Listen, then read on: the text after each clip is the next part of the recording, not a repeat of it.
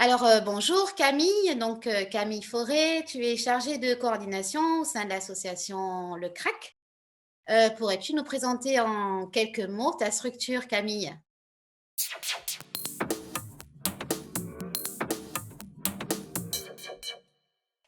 Donc le CRAC, c'est le créateur de rencontres et d'actions culturelles. Nous sommes basés à Montancé, une petite commune, qui se trouve à quelques pas de Saint-Astier en vallée de l'Isle et nos missions, voilà, c'est une association culturelle, qui a pour but de mettre tout au long de l'année des actions en place, entre les habitants, et des artistes. Est-ce que tu pourrais nous décrire le projet culturel que tu mènes au sein du CRAC et son territoire d'intervention?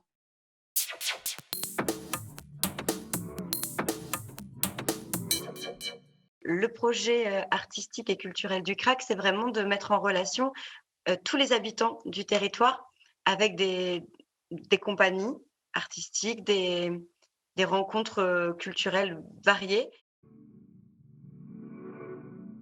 Le projet fondateur qui est le Festival de la Vallée, qui, si tout se passe bien cette année, fêtera ses 28 ans, qui est un festival qui s'installe sur le territoire, qui est un festival nomade. Depuis, 28 ans, on s'empêche rien. On peut proposer des expositions, du théâtre, de la musique, du conte. On a quand même une esthétique, qui est tournée vers les arts de la rue. L'idée, c'est vraiment de proposer des formes tout terrain, voilà, pour aller, vrai à la rencontre, des habitants.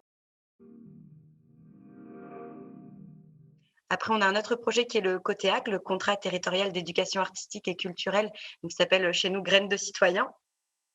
Donc là, pendant toute l'année, on invite des artistes à venir rencontrer les habitants sur des projets au long cours, ce qu'on appelle des actions culturelles qui prennent des formes très, très différentes.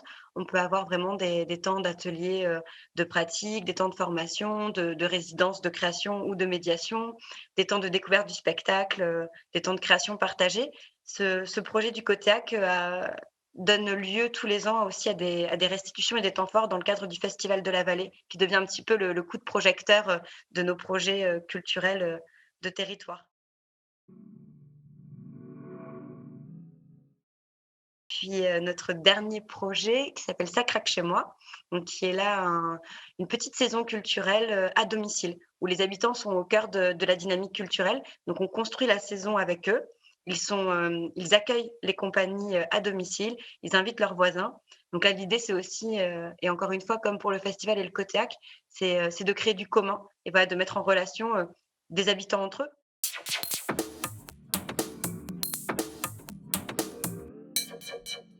Alors dans le cadre d'un projet, qui était mené, dans le COTEAC, un projet en fait au long cours avec la compagnie Les Ouvreurs de Possible, qui est une compagnie de danse libournaise.